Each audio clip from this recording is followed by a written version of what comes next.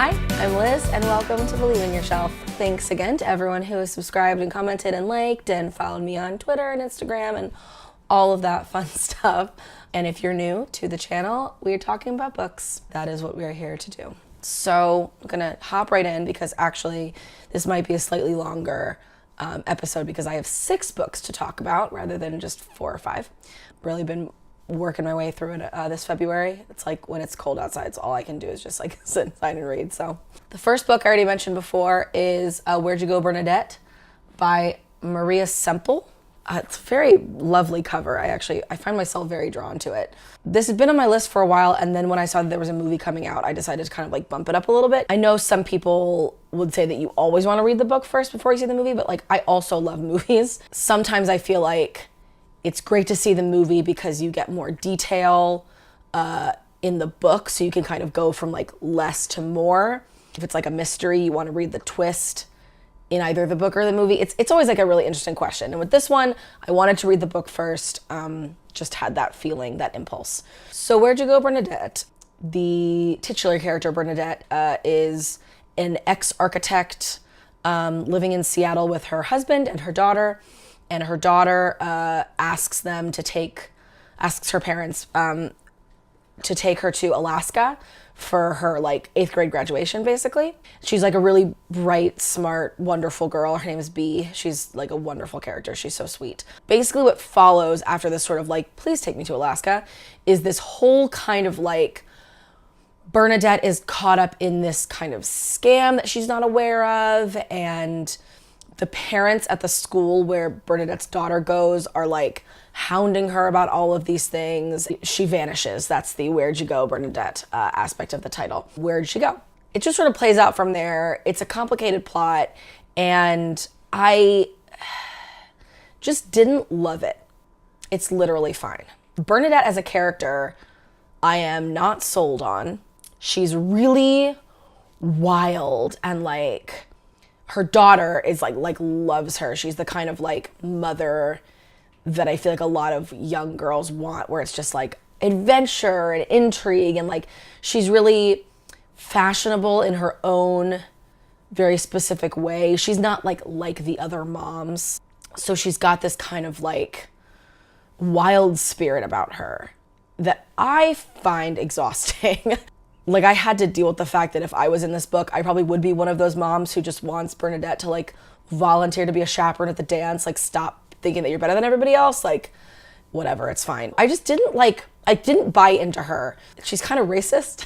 And I couldn't tell whether the book, this was from 2014, and I can't tell whether Maria Semple made her racist as a commentary, as a like, oh, look at her, she's got flaws or whatever, she's not thoughtful, or whether it's supposed to be funny and we're supposed to be like, oh, haha, it's the kind of like casual racism that isn't really hurting anybody. But like at one point she tells an Indian woman, you bet your bindi I do. So like that's messed up. Like, no, I'm not gonna like a character who just casually drops that into like conversation. And even plot wise, there were moments that I was really touched. Like that did happen where I was like, it's mostly because of Bee, the daughter. I just really loved her. She's very sweet and she really loves her mom. Like she really believes in her. But at the end, like by the end, and I won't spoil anything, but this has the feeling of like, okay, and then things are kind of like back to normal, except there's this one huge glaring issue in that sort of like return to normalcy that just made the stakes of this book feel wrong. The end doesn't feel good. It doesn't have, and it feels like it's supposed to feel good, but it doesn't feel good. I just don't get this book. I don't understand who I'm supposed to like or root for or what I'm supposed to want. I don't know. I kind of found it confusing. I'm making it sound maybe worse than it was. It's a fine book. It's a nice book, and I will definitely see the movie. I was kind of checking IMDb as I was reading it, seeing who was cast as what, and I love all of the casting. I think it's great. I don't know. I feel like I'm really ragging on it, but like it's fine. It's good. I gave it 3 stars. Can't all be winners, I guess.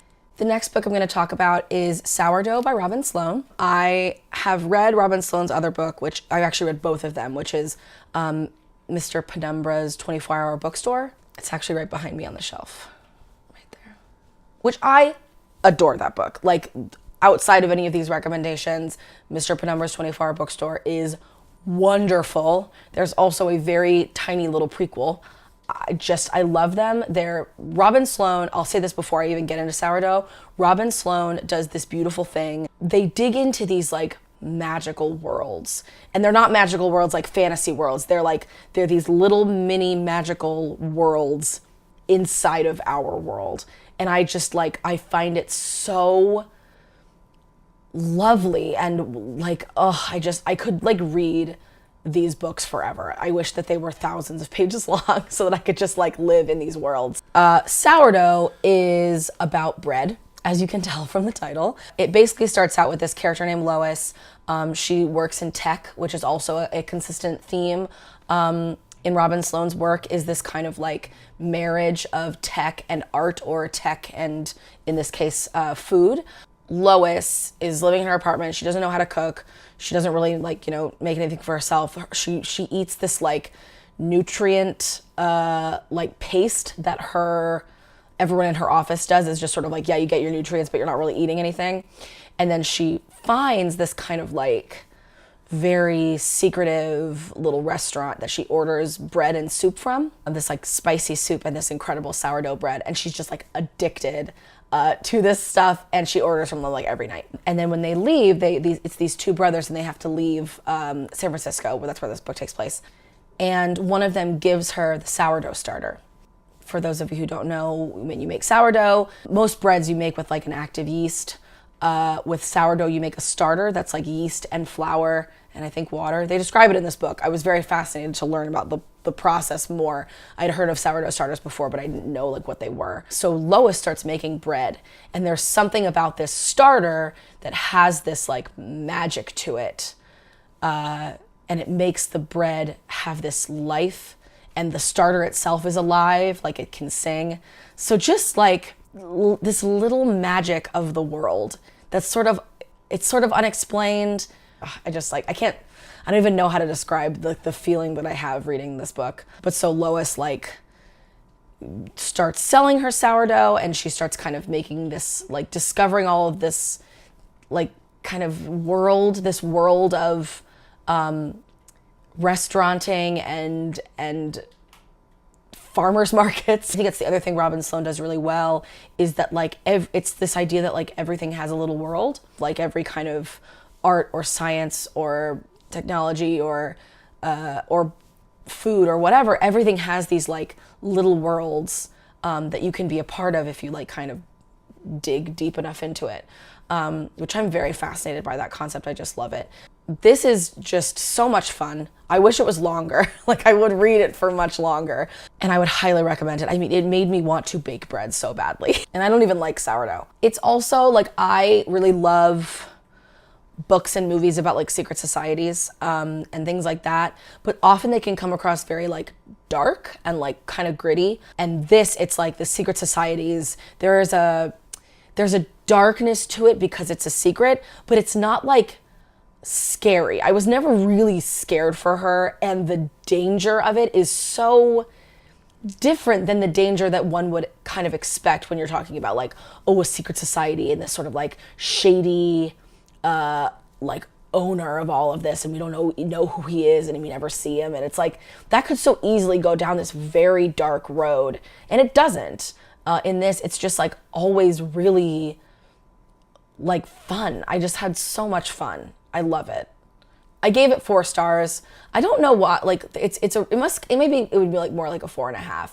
I think I gave Penumbra a 5, and that's like, I think I just like that more because Penumbra is more about storytelling. So I just had a deeper personal connection with it. But this is still so wonderful. And if you like food, if you like bread, it will just absolutely pull you right in. It's wonderful. The next book I'm going to talk about is The Hazelwood by Melissa Albert. Look at this cover. I'm obsessed with it. It's so beautiful. And I'm sorry, I'm making it shiny again.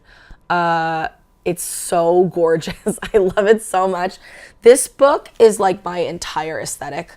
When I started it, I just like was so immediately pulled in. And the writing is so fun. There's one that specifically stuck out to me. There's a character named Ellery Finch, which they have great names in this book. Ellery, and when she's describing him for the first time, she describes his eyes as caffeinated. So just like that kind of language that like I love.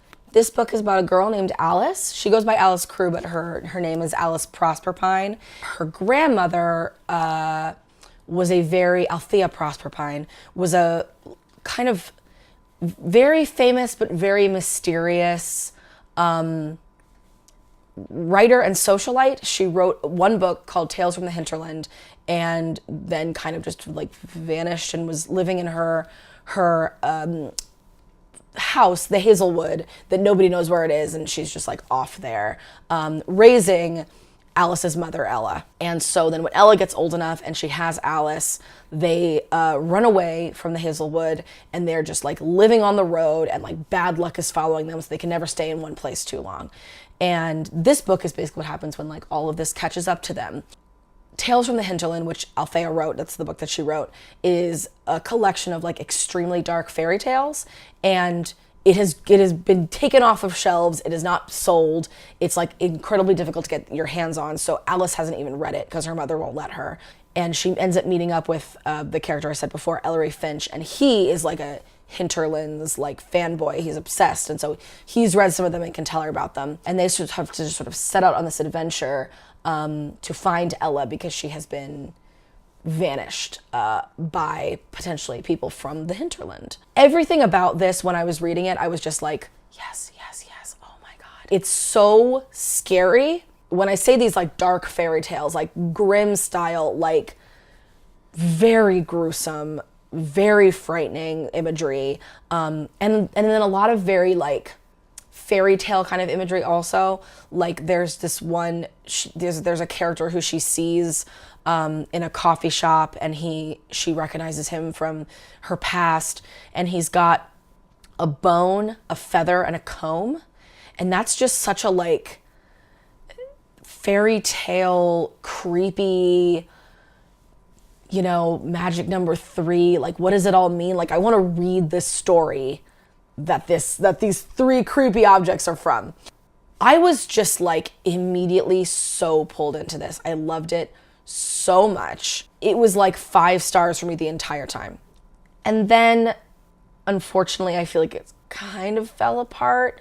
It's just that when I was reading the first, like, I would say 3/4, I was like, oh my God, oh my God, oh my God. Like, tell me what happens next. I'm so excited. Like, I just want to like live in this forever. And then there was a point where I was like, okay, what? And yeah, moving forward, what's going on? Like, I just sort of got bored, which is so unfortunate. It makes me like really sad. And then I would like go back and try to kind of be like, okay, sorry, maybe I'm just tired. Like, what's going on? But no. Once it gets a little bit more fantasy and it's like Melissa Albert's rules, like it's the rules of her world, I just started like, I couldn't follow them. It's a lot about stories and about stories beginning and ending. And it just lost me, and I lost it, and we lost each other. I would still highly recommend it. I mean, I know I have other friends who like really, really, really love this. It's definitely a polarizing book. Some people feel like it's just like a bad retelling of Alice in Wonderland, which it might be. So it's a tough one. I don't know. I would still really recommend it just because I just like love the aesthetic so much. And if you like look at this cover and you're like, that looks like something that I would like I would still read it. Like, you should just give it a shot. And then the second book is coming out this fall, and I'm very excited for it. And I think Melissa Albert is writing the actual like book Tales of the Hinterlands, which is awesome because the little pieces of the stories that you get from that book in this book are like so scary and gripping and awesome. Overall, it's one of those things where like, I think I said it about Song of Achilles, that's like, I would just give this a straight up 5 stars so quickly for being exactly what I want. But there's just like one tiny little thing that's like, but I wasn't really in it. And 5-star books are really special. I can't actually just like give this 5 stars just because it was exactly what I wanted for 3/4 of it. Like, I didn't love the end.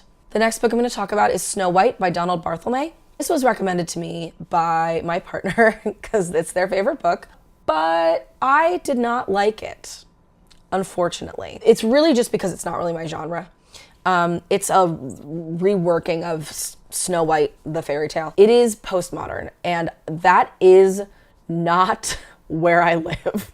As I've said before, I think I'm very, very, very into books that make me feel lots of emotions.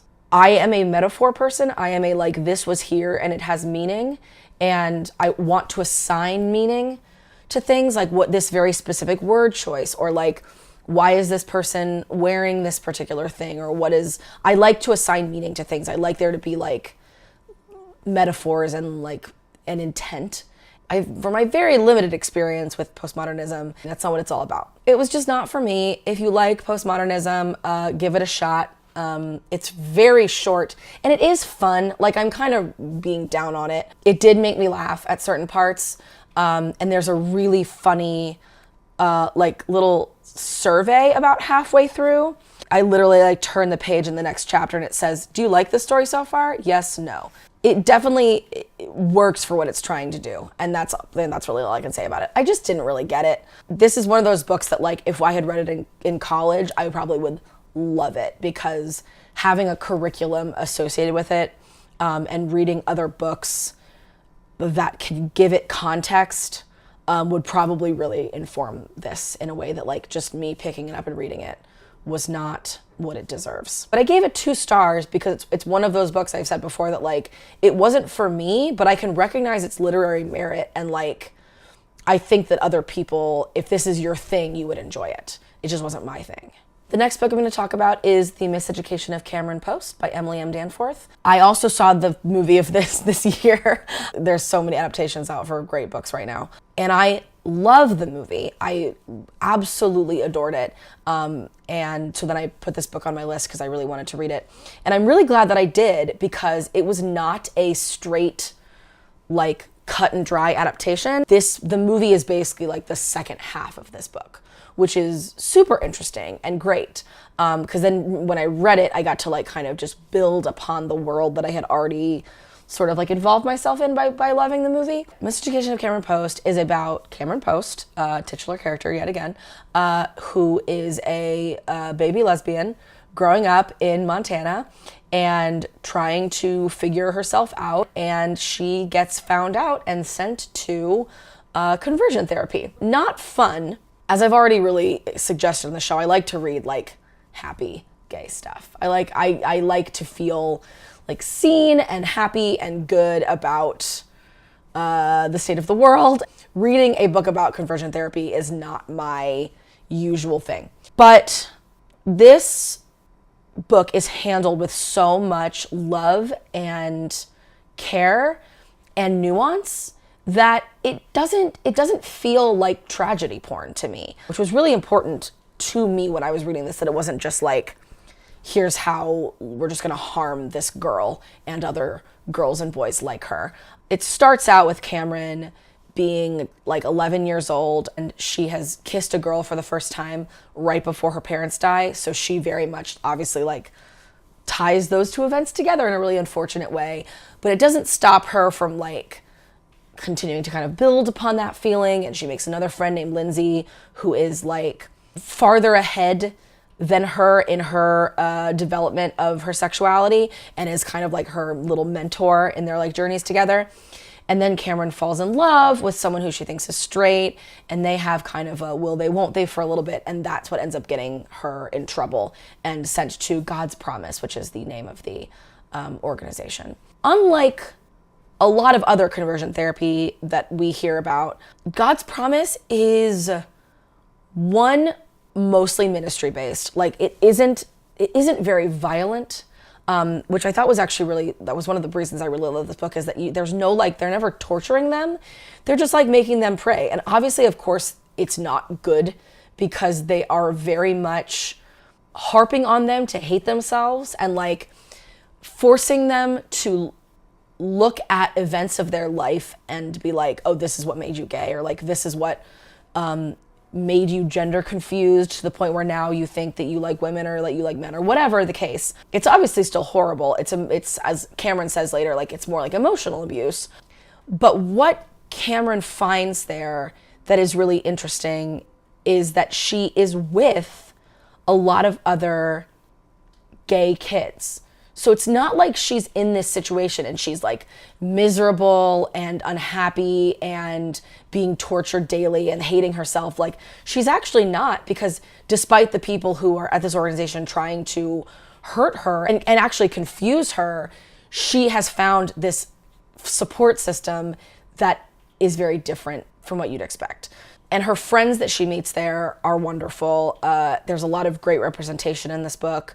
And the thing that I loved most about Cameron is that she is confused in a way that, and not in the way that you typically are like, oh, are you like women? Like maybe you're confused. She is confused, but not about that. She's confused about herself and who she is, because she's a teenager. Like, she's literally 16 when this is taking place. Like, of course she's not sure about everything, but it never comes across as like a sexuality crisis. She knows what she wants. She doesn't doubt herself. She doesn't like think that she's bad or wrong. And she's very confident in telling people like, you are wrong about me. You don't know who I am. But she also just like, she's not sure about everything. She's still figuring it out in a really realistic way.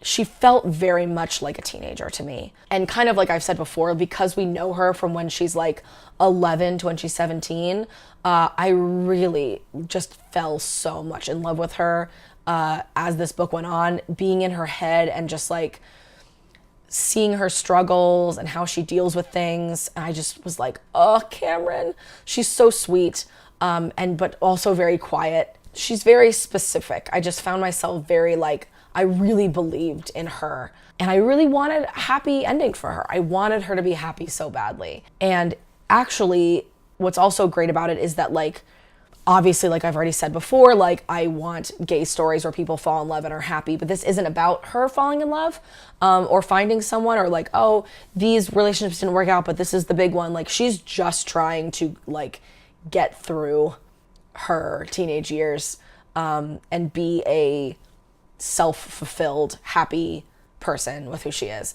It was just a really lovely experience to read. I was very tied to it, and it's got some heft to it as a book. It's definitely like a journey that you go on. Yeah, I really loved her. I gave it 4 stars. I really enjoyed it. Okay, the last book we're going to talk about. Give me a minute. The last book I'm going to talk about is The Pisces by Melissa Broder. Melissa, we need to have a talk. I was extremely excited for this book. I almost picked it for book club. Thank God I didn't.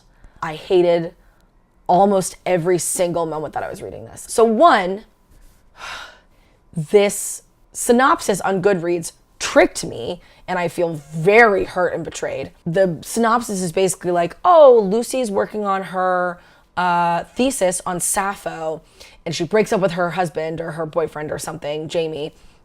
And so she like needs to go away and stay at her sister's house and watch her sister's dog. Like, while she's staying there working on her thesis on Sappho, she sees a mysterious swimmer, and like, what can this mysterious swimmer change about her summer or something like that. I, like a fool, assumed that when you're gonna write your thesis on Sappho, like that's a big part of this book, that some element of this story is going to be gay. No. Apparently, Melissa Broder thinks that it's cool to just like have a huge part of this be about Sappho, but it's all extremely hetero and cis-normative to a like detrimental point. Lucy is just the worst. She sucks so much.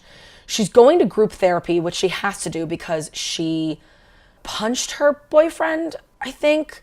She did something violent, so they're like, you need to go to group therapy. So she goes to group therapy, and all she does is make fun of people who say things like triggered and gaslit and things like that. Like her other people are like, I'm living in my apartment and my neighbors are gaslighting me, or my landlord is re-traumatized me by coming into my apartment or whatever. And this is clearly not even a Lucy thing. This is a Melissa Broder thing. Melissa Broder thinks that people who talk like that are stupid. I get it. Triggered has become like a weird, like a word on the internet people make fun of, but like acting like people who go to therapy and use the word triggered are idiots is deeply offensive to me. Like, oh my God, you think you're so much better than, oh my God, I can't. You. This book was also billed as like people who love sea monsters, and I love sea monsters. This is not about sea monsters. She meets a merman. His name is Theo. He is just masturbatory. That's all he is. He's not even a mermaid. Like, I mean, he is, but like not in any kind of way that suggests any thought or legend or anything. He's just like, yes, I'm a fish man with a penis so that I can have sex with you. Oh my God, I can't.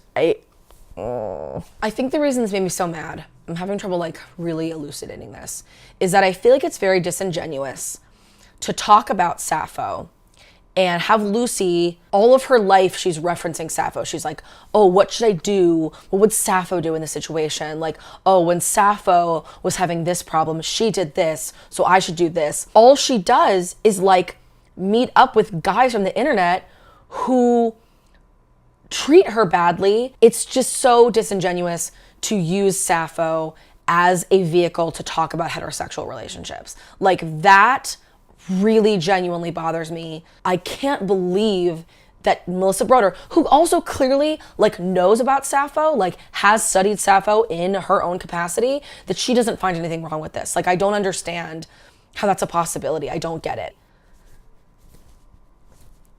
I don't know. The main word I would use to describe this book is repulsive. And I don't even say that in like a colloquial sort of like, it's repulsive way. I think it's written to be repulsive. I think that the language specifically that Melissa Broder uses is meant to repulse you. You are supposed to read this and feel ugly and bad. It's in the way that she talks about sex and the dog that she's watching and the other women that she knows. Everything in this book is just ugly.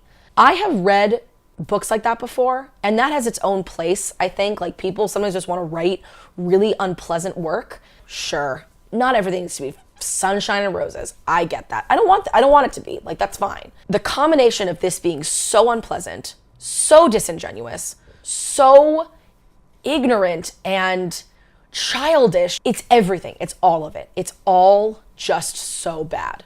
I gave it 1 star. I'm not happy about it. I was really looking forward to it. Melissa Broder, what are you thinking? What is going on? Like, I know I've gone on about this too long. Don't read this book. Don't do it to yourself. It's so awful. So now that I can finally put that horrifying experience behind me, thank you so much to everyone who's already commented or subscribed or liked these videos. Please talk to me. I really want to hear everyone's recommendations and everyone's thoughts on the books I'm talking about. Seriously, if you read the Pisces and you got something different out of it, like let's talk. I would love to know maybe what I was missing. Yeah, I really want to hear from you guys. Please reach out to me with your thoughts. Next time we'll talk about some of the other books I read in February. And until next time, believe in yourself.